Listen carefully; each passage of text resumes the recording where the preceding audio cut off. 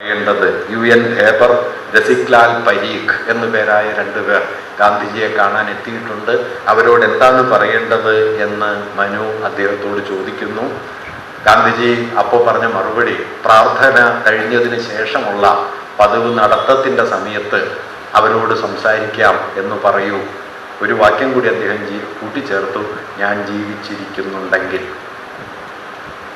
എന്ന് കൂട്ടിച്ചേർത്ത് അദ്ദേഹം പട്ടേലുമായുള്ള സംഭാഷണത്തിനായി മുറിക്കകത്തേക്ക് പോകുന്നു.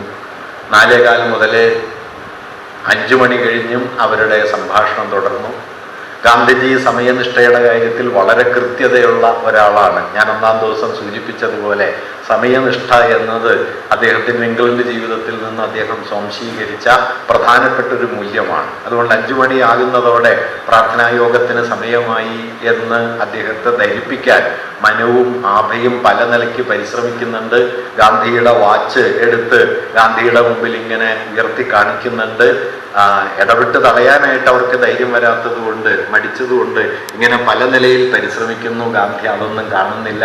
അവസാനം ഇവരുടെ ഈ ശ്രമം കണ്ട് പട്ടേലിൻ്റെ മകൾ മണിബെന്നാണ് പ്രാർത്ഥനായോഗത്തിന് സമയമായി എന്ന് പറഞ്ഞ് ഗാന്ധിജിയും പട്ടേലും തമ്മിലുള്ള സംഭാഷണം അവസാനിപ്പിച്ച് 5:10 ഗാന്ധിജി അദ്ദേഹം ബിർള മന്ദിരത്തിലെ തൻ്റെ മുറിയിൽ നിന്ന് പുറത്തിറങ്ങി.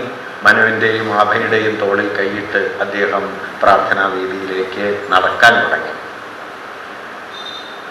പ്രാർത്ഥനായോഗത്തിലേക്ക് തൻ്റെ ഇടത് കൈ മനുവിൻ്റെ തോളിലും വലത് കൈ ആഭയുടെ തോളിലും പതുക്കെ താങ്ങായി വച്ച് ഗാന്ധിജി നടന്നു.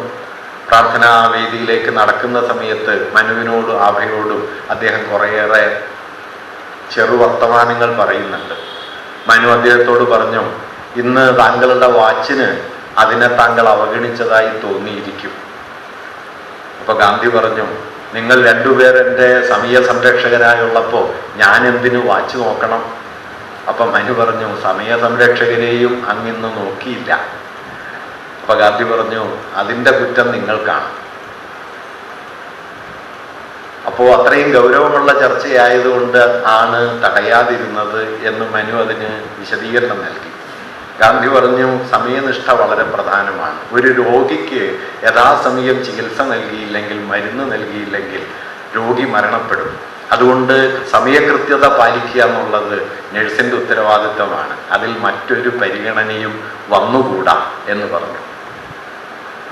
തുടർന്ന് തനിക്ക് ഉച്ചയ്ക്ക് കഴിക്കാൻ വന്ന പുഴുങ്ങിയ ക്യാരറ്റിനെ കുറിച്ച് ഗാന്ധി കളിയായിട്ട് മനുവിനോട് ചോദിച്ചു, നീ എനിക്ക് ഉച്ചയ്ക്ക് കുതിരത്തീറ്റയാണോ തന്നത് എന്ന് ചോദിച്ചു.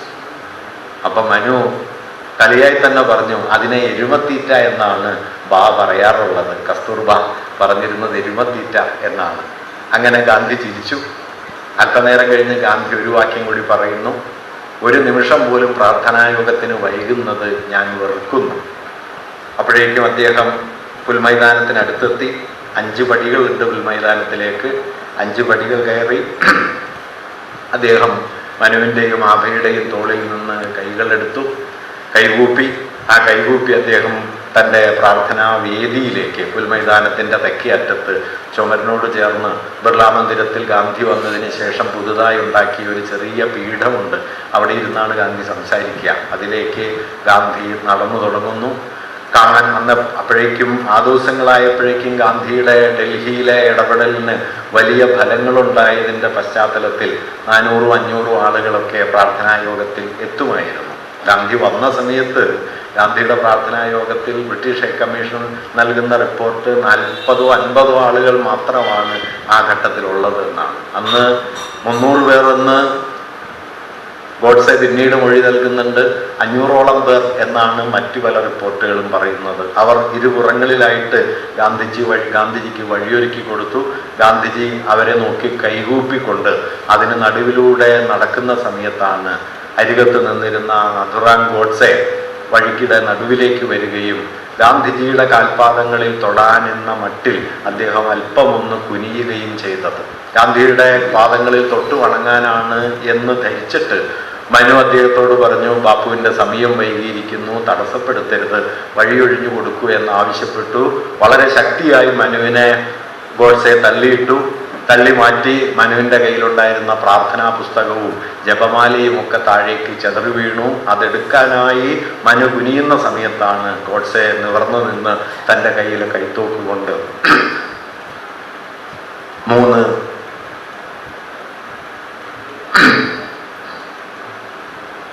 3 തവണ തുടർച്ചയായി ഗാന്ധിക്ക് നേരെ വെടിയുതിർത്തു. നേരത്തെ പറഞ്ഞതുപോലെ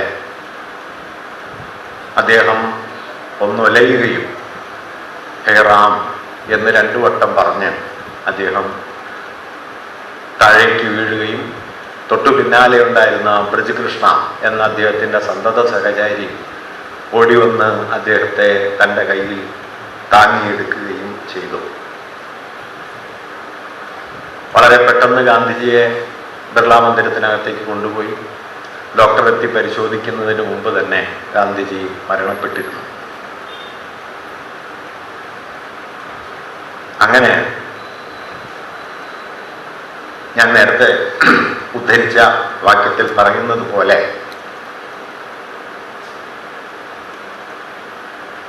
ഒരു വിലാപസ്വരവും ഇല്ലാതെ തനിക്ക് മുമ്പിൽ തനിക്ക് നേരെ വെടിയുതിർക്കാൻ തോക്ക് നീട്ടുന്ന കൊലയാളിയെ കണ്ട്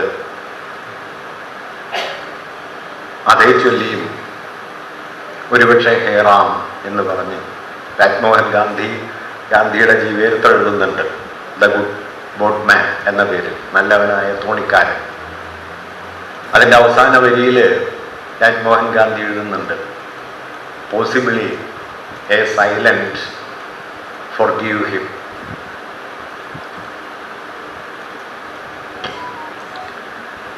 ഒരുപക്ഷെ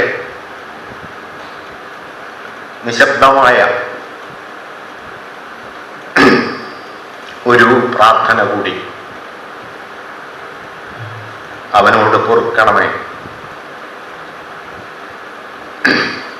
എന്ന പ്രാർത്ഥനയോടുകൂടി 5/17 ഗാന്ധിജി വിടവാങ്ങി. അങ്ങനെ തൻ്റെ ജീവിതം കൊണ്ടെന്ന പോലെ ഗാന്ധി ഒടുവിൽ പറഞ്ഞ വാക്യം പോലെ, that will benefit the Indian people. തൻ്റെ ജീവിതം ഈ രാജ്യത്തെ മനുഷ്യർക്ക്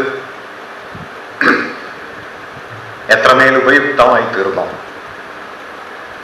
അത്ര തന്നെ ഈ രാജ്യത്തെ മനുഷ്യർക്ക് ഉപയുക്തമായി തീർന്ന ഒരു മരണത്തിലേക്ക് ഗാന്ധി അങ്ങനെയാണ് പ്രവേശിച്ചത്. 47 ഓഗസ്റ്റ് 15 സ്വാതന്ത്ര്യം കിട്ടുന്ന സമയത്ത് ഗാന്ധിജി കൽക്കട്ടയിലാണ്. കൽക്കട്ടയിലെ ബേലിയാഘട്ട് എന്നു പേരായ ഒരു മുസ്ലിം ഭൂരിപക്ഷ പ്രദേശത്തെ തകർന്നു തുടങ്ങിയ ഒരു ചെറിയ കെട്ടിടത്തിൽ, ഹൈദരി മൻസിൽ എന്നു പേരായ ഇടിഞ്ഞു പൊളിഞ്ഞ ഒരു ചെറിയ കെട്ടിടത്തിൽ താമസയോഗ്യമായി ഏതാണ്ട് ഒരു മുറി മാത്രമുള്ള ഒരു ചെറിയ കെട്ടിടത്തിലാണ് ഗാന്ധിജി അന്ന് തങ്ങിയിരുന്നത്. അന്നെന്ന് മാത്രമല്ല, കുറേയേറെ ദിവസങ്ങൾ അദ്ദേഹം അവിടെയാണ് തങ്ങിയത്. ഗാന്ധി അന്ന് സ്വാതന്ത്ര്യപ്രാപ്തിയുടെ ദിനത്തിൽ പകൽ മുഴുവൻ നൂൽ നൂറ്റു, ധാരാളം പേർക്ക് കത്തെഴുതി. ഓഗസ്റ്റ് 18 ഈദിൻ്റെ ദിവസമായിരുന്നു. അന്ന് ആളുകൾ ധാരാളമായിട്ട് ഗാന്ധിജിയെ കാണാൻ വന്നു. ആ സമ്മേളനം ഗാന്ധിജിക്ക് വലിയ സന്തോഷം നൽകി. ഹിന്ദുക്കളും മുസ്ലിങ്ങളും ഒത്തുചേർന്ന ആ സമ്മേളനം ഒരു മാതൃകയാണല്ലോ എന്ന് അദ്ദേഹം അന്ന് അഭിപ്രായപ്പെടുകയും ചെയ്തു.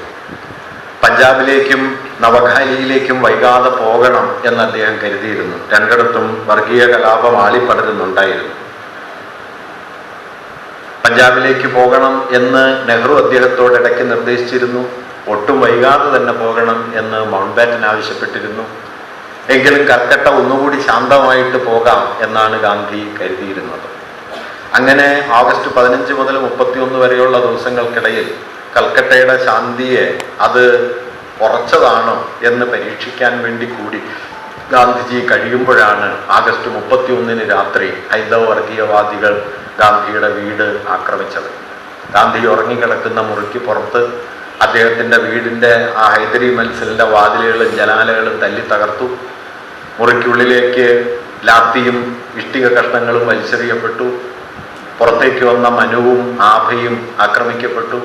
ഉറക്കത്തിൽ നിന്ന് ഉണർന്ന് പുറത്തേക്ക് വന്ന ഗാന്ധിജിയെയും ആക്രമിക്കാൻ ആൾക്കൂട്ടം തയ്യാറായി. ഗാന്ധിജിക്ക് നേരെ വലിച്ചെറിഞ്ഞ ഇഷ്ടികകളിലൊന്ന്, ലാത്തികളിലൊന്ന് ലക്ഷ്യം തെറ്റി മറ്റു ചിലരുടെ മേലാണ് വന്ന് വീണത്. അന്ന് രാത്രി മാത്രം കൽക്കട്ടയിൽ ഏതാണ്ട് 50-ലധികം പേർ കൊല്ലപ്പെട്ടു. പോലീസ് വന്നാണ് അവിടുത്തെ വർഗീയവാദികളുടെ ആൾക്കൂട്ടത്തെ പിരിച്ചുവിട്ടത്. ഗാന്ധി രാത്രി ഉറങ്ങാൻ പോയി പിറ്റേന്ന് രാവിലെ എഴുന്നേറ്റ് അദ്ദേഹം രാവിലെ 8:15 നിരാഹാരം ആരംഭിച്ചു. ഗാന്ധിയുടെ ജീവിതത്തിലെ അവസാന നിരാഹാരത്തിന് തൊട്ടു മുമ്പുള്ള സെപ്റ്റംബർ 1 മുതൽ സെപ്റ്റംബർ 4 വരെ നീണ്ടു നിൽക്കുന്ന നിരാഹാരം. കൽക്കട്ട അന്തിമമായ ശാന്തിയിലേക്ക് വരാതെ താൻ ആഹാരം കഴിക്കുന്നതല്ല എന്ന് അദ്ദേഹം പ്രഖ്യാപിച്ചു. ഗാന്ധിയുടെ നിരാഹാര പ്രഖ്യാപനം വന്നതിന് തൊട്ടു പിന്നാലെ കൽക്കട്ടയിൽ വലിയ മാറ്റങ്ങളുണ്ടായി. ആയിരക്കണക്കായ ആളുകൾ തെരുവിലിറങ്ങി. അവരെല്ലാം തന്നെ ആയുധങ്ങൾ പലയിടങ്ങളിൽ നിന്ന് സമാഹരിച്ച് ഗാന്ധിയുടെ മുമ്പിലെത്തിച്ചു. ഗാന്ധിയോടൊപ്പം കൽക്കട്ടയിലെ ബ്രിട്ടീഷ് സൈന്യത്തിലെ ആംഗ്ലോ ഇന്ത്യൻ സൈനികരും ബ്രിട്ടീഷ് സൈനികരും നിരാഹാരം അനുഷ്ഠിച്ചു. കുട്ടികൾ, കൽക്കട്ട സർവകലാശാലയിലെ കുട്ടികൾ ക്ലാസ്സുകളെല്ലാം ബഹിഷ്കരിച്ച് സമാധാന സേന ഉണ്ടാക്കി. ശാന്തിദളം എന്ന പേരിൽ സമാധാന സേന ഉണ്ടാക്കി. 4 ദിവസത്തിനുള്ളിൽ കൽക്കട്ട സമ്പൂർണമായ ശാന്തിയിലേക്ക് തിരിച്ചു വന്നു. സെപ്റ്റംബർ 4 വൈകുന്നേരം 6 മണിക്ക് ഗാന്ധിജി നിരാഹാരം അവസാനിപ്പിച്ചു. 1947 സെപ്റ്റംബർ 6 ഗാന്ധിജി നിരാഹാരം അവസാനിപ്പിച്ചതിന് ശേഷം പിന്നീട് ഇന്നുവരെ കൽക്കട്ടയിൽ ഗൗരവമേറിയ ഒരു വർഗീയലകളെയും നടന്നിട്ടില്ല. രാജഗോപാലാചാരി പിന്നീട് ഇതേക്കുറിച്ച് പറഞ്ഞു, ഗാന്ധി ജീവിതത്തിൽ പല അത്ഭുതങ്ങൾ നടത്തിയിട്ടുണ്ട്. നിരക്ഷരായ കോടാനുകൂടി മനുഷ്യരെ സമരമുഖത്തെത്തിച്ചിട്ടുണ്ട്. സത്യഗ്രഹം എന്ന സമരമാർഗത്തിലൂടെ ലോകത്തെ ഏറ്റവും വലിയ സൈനിക ശക്തിയെ പരാജയപ്പെടുത്തിയിട്ടുണ്ട്. അത്ഭുതങ്ങൾ പലതും അദ്ദേഹം ചെയ്തിട്ടുണ്ട്. പക്ഷെ അവയൊന്നും 4 ദിവസത്തെ നിരാഹാരത്തിലൂടെ അദ്ദേഹം കൽക്കട്ടയിൽ നേടിയ വിജയത്തോളം വലുതല്ല എന്ന് രാജഗോപാലാചാരി പറയുന്നു. മൗണ്ട്ബാറ്റൻ പിന്നീട് ഗാന്ധിജിക്ക് കത്തെഴുതി, പഞ്ചാബിൽ ഞങ്ങളുടെ സൈന്യത്തിൽ 66,000 സൈനികരും അവിടെ ലക്ഷക്കണക്കിന് മൃതശരീരങ്ങളുമാണ് ഉണ്ടായിരുന്നത്. കൽക്കട്ടയിൽ ഞങ്ങളുടെ സൈന്യത്തിൽ ഒരൊറ്റ ആൾ മാത്രമേ ഉണ്ടായിരുന്നുള്ളൂ. മഹാത്മാവേ, അങ്ങേക്ക് നന്ദി.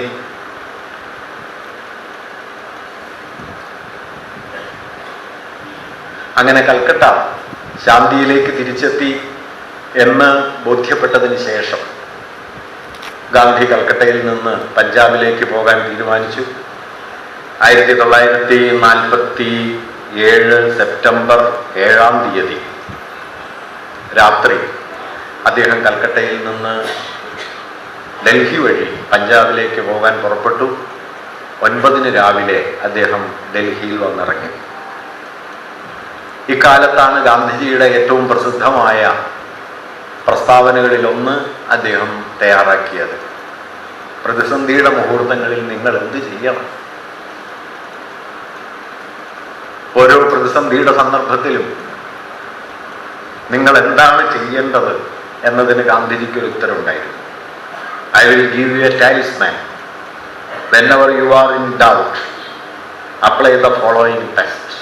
ഞാൻ നിങ്ങൾക്കൊരു ഉരകല്ല് തരാം. സംശയത്തിൻ്റെ ഓരോ മുഹൂർത്തങ്ങളിലും നിങ്ങളത് പ്രയോഗിക്കുക. Recall the face of the poorest and weakest man whom you may have seen.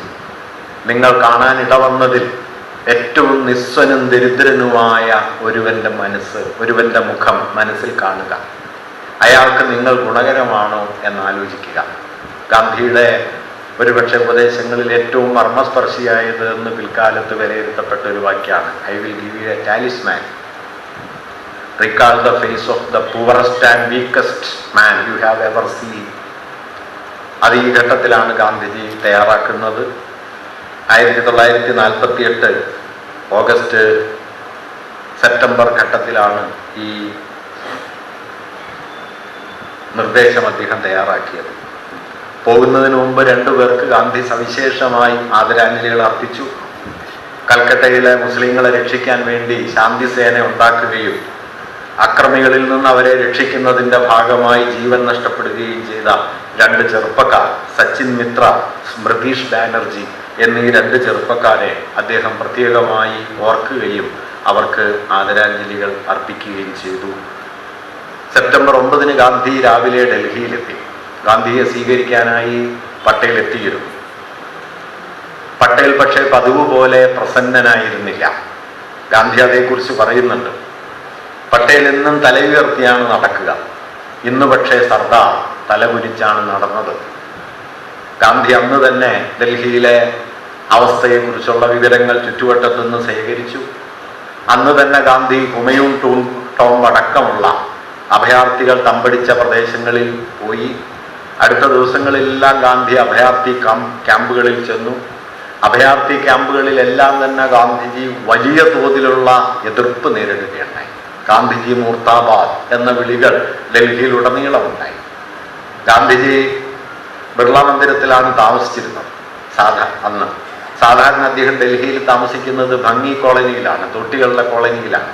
ആ കോളനിയിലേക്ക് പക്ഷേ പാകിസ്ഥാനിൽ നിന്നെത്തിയ, പടിഞ്ഞാറൻ പഞ്ചാബിൽ നിന്നെത്തിയ ഹിന്ദുക്കളായ അഭയാർത്ഥികൾ തിങ്ങി നിറഞ്ഞതുകൊണ്ട് അവിടെ ഗാന്ധിക്ക് സുരക്ഷയുണ്ടാകാൻ പ്രയാസമാണ് എന്ന് പട്ടേൽ കരുതുകയും പട്ടേൽ നിർബന്ധപൂർവം അദ്ദേഹത്തെ ബിർള മന്ദിരത്തിലേക്ക് കൊണ്ടുപോവുകയും ചെയ്തു.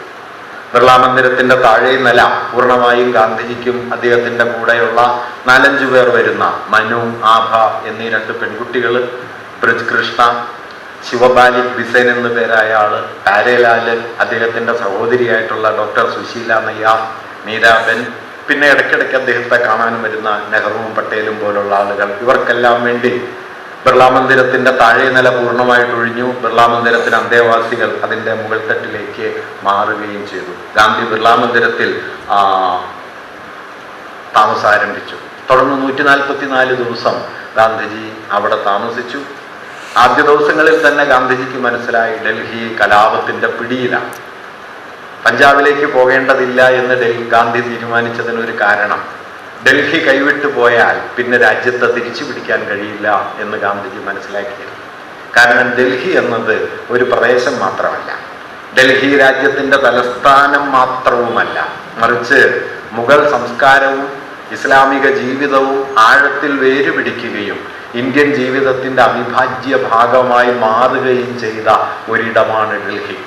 ആ ഡൽഹിയെ കലാപത്തിന് വിട്ടുകൊടുത്തു കഴിഞ്ഞാൽ പിന്നെ ഇന്ത്യ അവശേഷിക്കില്ല എന്ന് ഗാന്ധി കരുതി. അതുകൊണ്ട് ഡൽഹിയെ കൈവിട്ട് പഞ്ചാബിലേക്ക് പോകേണ്ടതില്ല, ഡൽഹി ശാന്തമായതിനു ശേഷം പഞ്ചാബിലേക്ക് പോകാം എന്ന് ഗാന്ധി തീരുമാനിക്കുകയും അദ്ദേഹം നിരന്തരമായി അഭയാർത്ഥി കോളനികളിൽ എത്തുന്നു, നാനാതരത്തിലുള്ള പരിശ്രമങ്ങൾ നടത്തുന്നു. സെപ്റ്റംബർ മുതൽ ഏതാണ്ട് ഡിസംബർ വരെ നീളുന്ന 3-4 മാസത്തിനിടയിൽ അദ്ദേഹത്തിൻ്റെ ചെറുതും വലുതുമായ നിർത്താത്ത പരിശ്രമങ്ങളിലൂടെ പതിയെ പതിയെ ഡൽഹി ശാന്തമാകാൻ തുടങ്ങുന്നു. ഒക്ടോബർ 2 മഹാത്മാഗാന്ധിയുടെ ജന്മദിനമായിരുന്നു, അവസാനത്തെ ജന്മദിനം, 78ാമത്തെ ജന്മദിനം. അന്നത്തെ പ്രാർത്ഥനാ യോഗത്തിലാണ് അദ്ദേഹം പറഞ്ഞത്, ജീവിച്ചിരിക്കുന്നതിൽ ഞാൻ ലജ്ജിക്കുന്നു. അപ്പോഴേക്കും ഗാന്ധി പ്രാർത്ഥനാ യോഗങ്ങളിൽ ഉടനീളം ഒരു ഗാനം ആലപിച്ചു കൊണ്ടിരുന്നു. ടാഗോറിന്റെ പ്രസിദ്ധമായ ഒരു കവിത, ഏക്ലേ ചലോരെ, നിങ്ങൾ പറയുന്നത് അവർ ചെവിക്കൊള്ളുന്നില്ലെങ്കിൽ തനിയെ നടക്കുക. അതായിരുന്നു ഗാന്ധി പ്രാർത്ഥനാ യോഗങ്ങളിൽ ആലപിച്ചുകൊണ്ടേയിരുന്ന അവസാന കാലത്തെ ഗാനം, ഏക്ലേ ചലോരെ. അങ്ങനെ തനിയെ നടക്കുന്ന ഒരാളായി ഗാന്ധി ഡൽഹിയിലെത്തി. പക്ഷെ ഗാന്ധി ഡൽഹിയിൽ എത്തിയതിന് ശേഷം ഫലത്തിൽ ഇന്ത്യ ഗവൺമെന്റിന്റെ എല്ലാ തരത്തിലുള്ള പ്രവർത്തനങ്ങളും ഗാന്ധിയുടെ ഉപദേശ നിർദ്ദേശങ്ങൾ കൂടി പരിഗണിക്കപ്പെട്ട നിലയിലായി. കാരണം വിഭജനം എന്ന് പറയുന്നത് ഇന്ത്യ ചരിത്രത്തിലെ ഏറ്റവും വലിയ ദുരന്തമായി മാറും എന്ന് വളരെ മുൻപേ പറഞ്ഞ ഒരേ ഒരാൾ ഗാന്ധിജിയാണ്. പട്ടേലും നെഹ്റുവും അടക്കമുള്ള ആളുകൾ കരുതിയിരുന്നത്